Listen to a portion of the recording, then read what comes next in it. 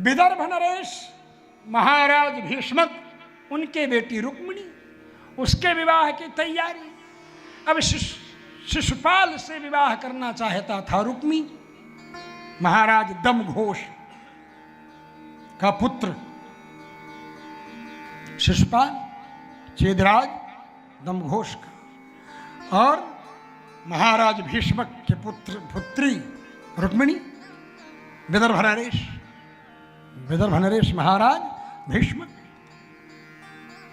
अब रुक्मी की दोस्ती थी दमघोष के पुत्र शिशुपाल से।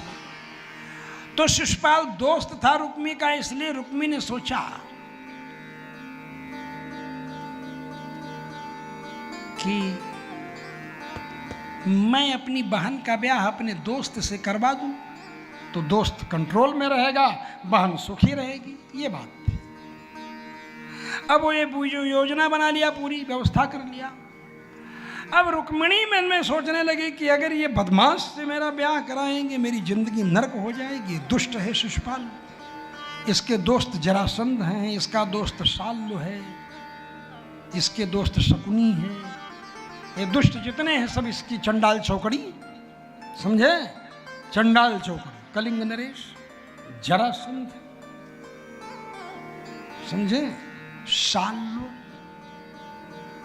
और शकुनी, ये चंडाल चौकड़ी, ये दोस्त हैं ये इसके। तो ये सब गलत हैं, ये तो बड़ा गलत हो जाएगा, मैं क्या करूं? तो रुक्मिणी देवी जी ने सोचा चलो नहीं कुछ होता है तो मैं पत्र लिखकर ब्राह्मण के हाथ से भेजूं।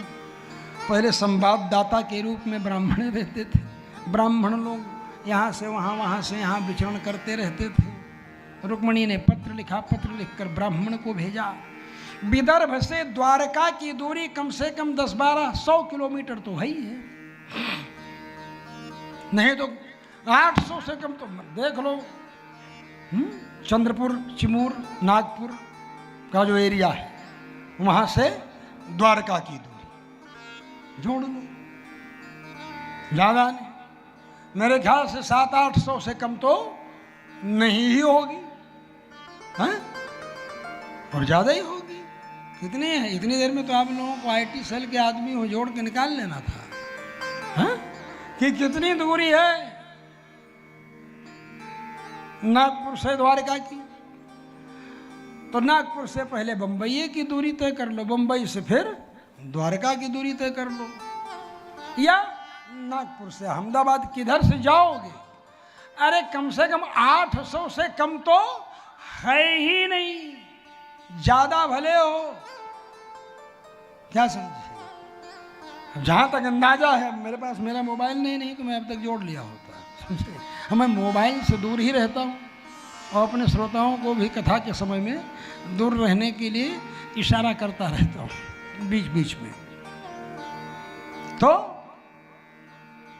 ये ब्राह्मण पहुंचे भगवान कृष्ण के पास। भगवान कृष्ण ने कहा कैसे आना हुआ? बोले आपका दर्शन करने के लिए आया हूं। कहाँ से आए? बोले कुंडिनपुर से आया हूं। क्या नाम था? कुंडिनपुर, विदर्भ नरेश की राजधानी विदर्भ, कुंडिनपुर से आया हूं। बोले कुंडिनपुर से?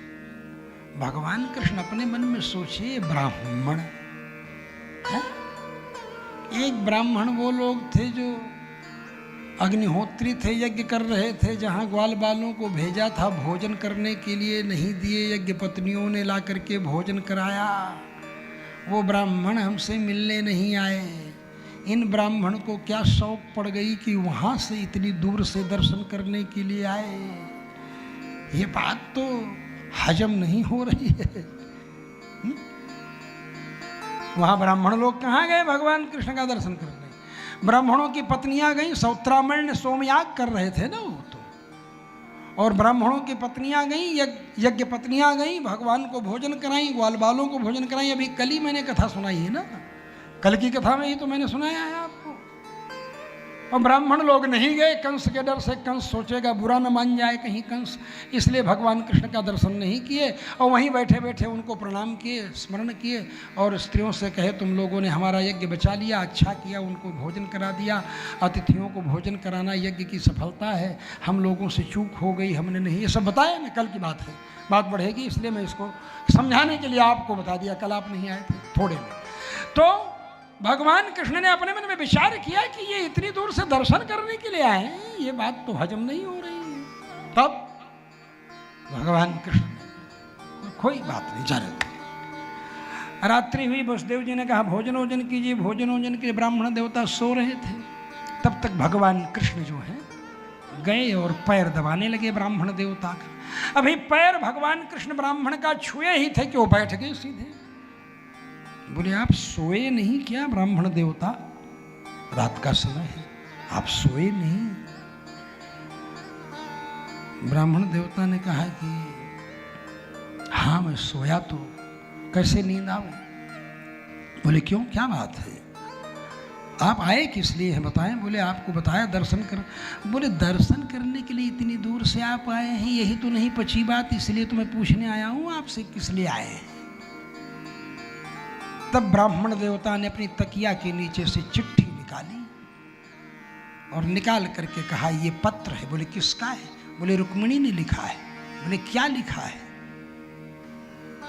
भगवान ने पत्र लिया, मत्थे में लगाया, लगा करके ब्राह्मण देवता को दे दिया। कोई आजकल के लड़के लड़कियों की तरह तो भगवान का था नहीं कि पत्र मिल जाए तो बाथरूम में ले जा करके खोल करके पढ़े, ऐसा तो था नहीं कुछ।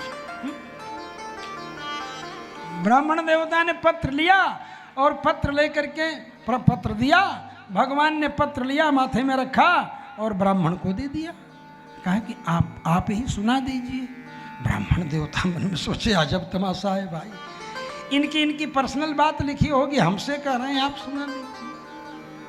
ब्राह्मण देवता ने कहा अच्छा आप मुझसे ही सुनना चाहते हो?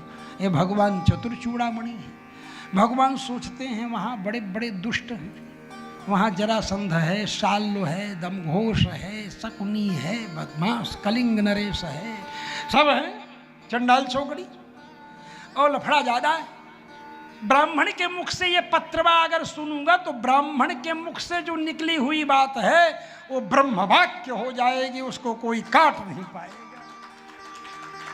भगवान अपने इस हिसाब में थे, इसलिए ब्राह्मण से कहे कि आप ही बाँचिए। ब्राह्मण देवता ने कहा रुक्मिण्युवाच श्रुत्वा गुणान् भुवन सुंदर शृण्वतां ते निर्विश्य कर्ण विवरैर्हरतोऽङ्गतापं रूपं दृशां दृशिमताम् अखिलार्थलाभं त्वयि यच्युता विशति चित्तमपत्रपं मे। हे प्रभो, आपके भुवन सुंदर, त्रिभुवन में आपके समान कोई सुंदर नहीं है।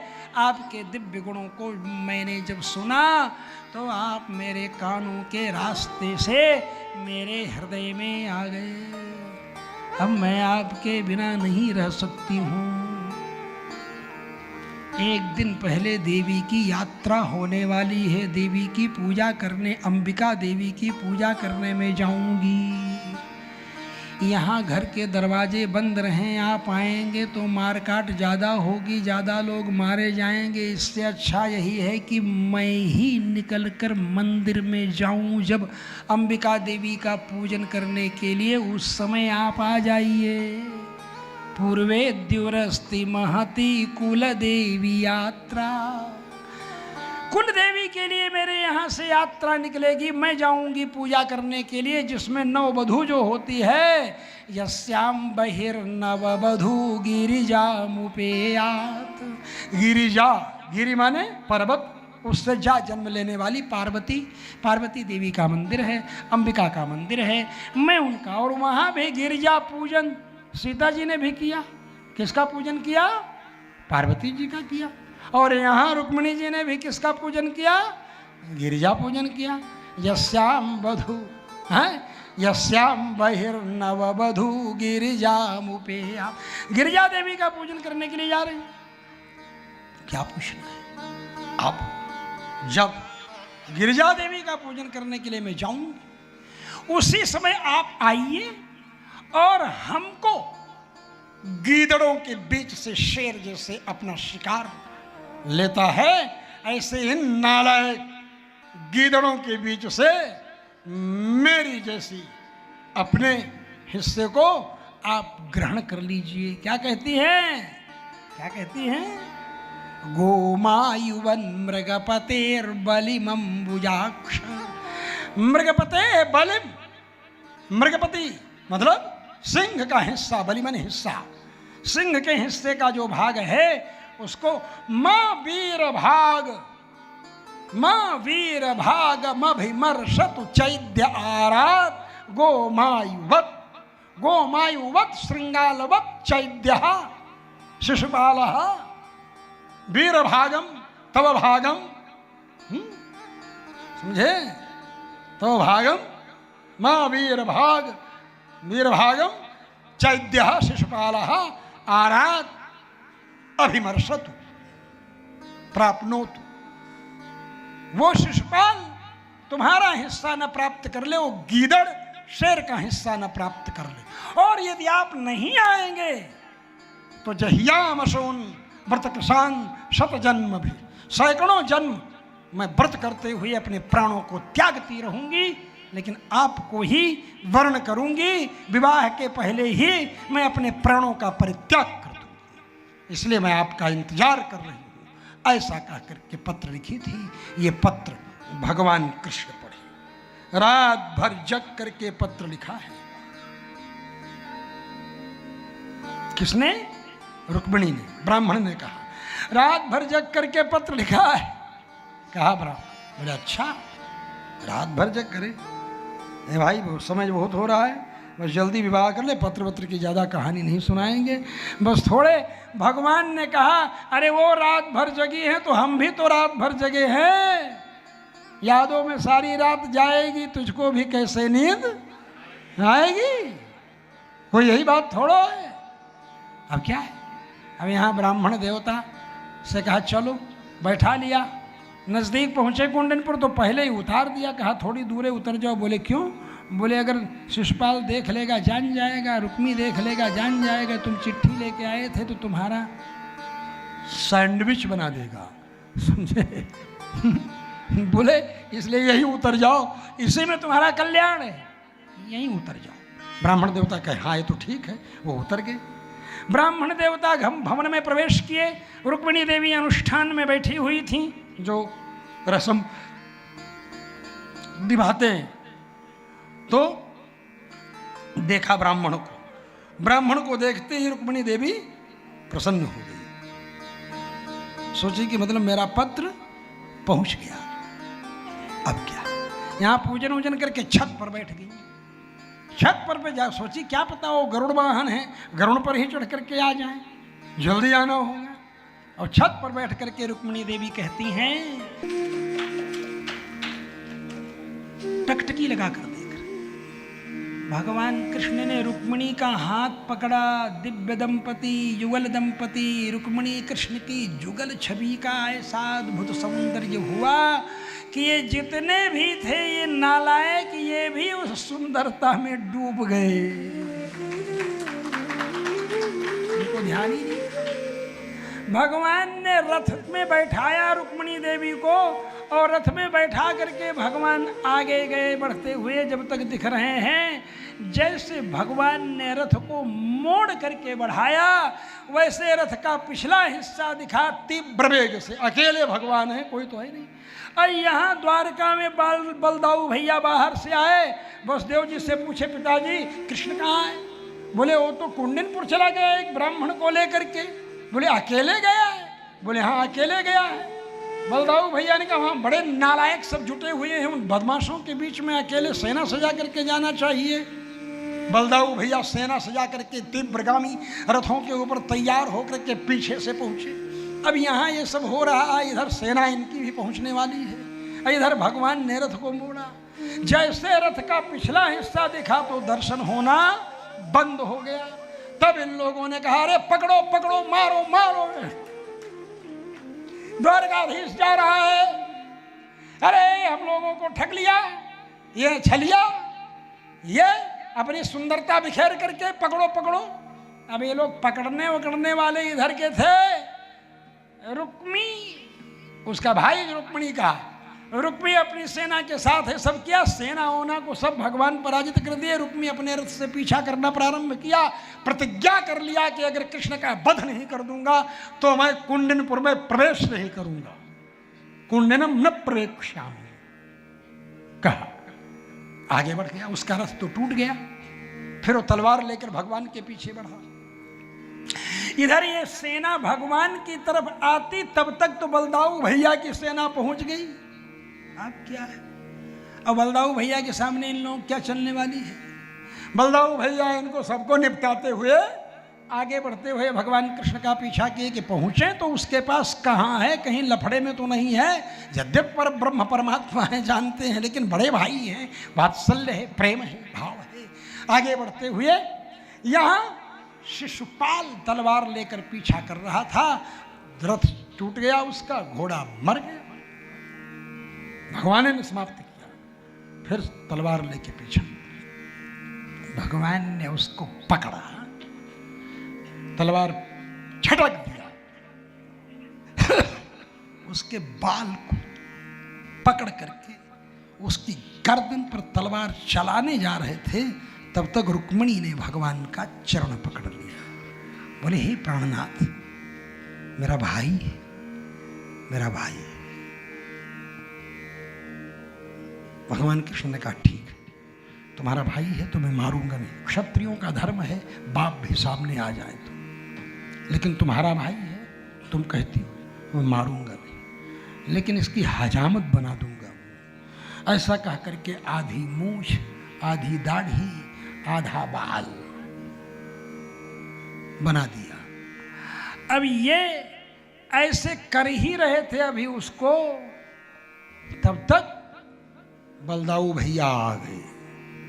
बलदाऊ भैया ने देखा कि ये क्या कर रहे हैं, फिर बन रहे थे कि बिना मारे हुए मैं कुंडिनपुर में नहीं प्रवेश करूंगा, तो कुंडिनपुर में प्रवेश करने लायक इनका मुंह ही नहीं रहने दूंगा, तो क्या प्रवेश करेंगे, इनकी आधी हजामत बनाऊंगा मैं, पूरी हजामत भी नहीं, कोई नाऊ थोड़ो हूँ मैं, ये तो मैं इनको दंड देने के लिए हूँ।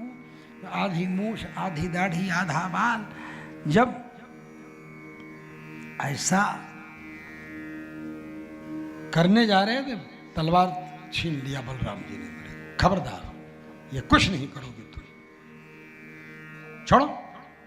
अब बड़े भैया जी प्रोटोकॉल फॉलो करना है, अब बड़े भैया जी चुप हो गए। उसके बाद बलदाऊ भैया ने रुक्मिणी से कहा, बेटा क्षत्रियों का धर्म बड़ा कठोर है, पिता भी आ जाता है तो उससे युद्ध करना पड़ता है। ये कृष्ण ने जो तुम्हारे भाई के साथ किया, इसके लिए मैं खेद व्यक्त करता हूं। ये इसको तुम मन में मत लेना, इसको बड़े भाई बात रहेगी। रुक्मिणी देवी सोची कि ये बलदाऊ भैया, ये तो हमारे पिता की तरह मेरे प्रति ऐसा भाव, मेरे भाई के प्रति। वो बेचारी, इनके ये छोटे भाई हैं कृष्ण, ऐसे मेरे जेठ हैं, ऐसे घर में मैं जा रही हूँ, बड़ा गौरवान्वित अनुभव की। भगवान श्री कृष्ण रुक्मिणी को लेकर द्वारका आए। द्वारका में वेद मंत्रों के साथ, वेद ध्वनि के साथ ब्राह्मणों ने उनका स्वस्तिवाचन पूर्वक विवाह कराया। वे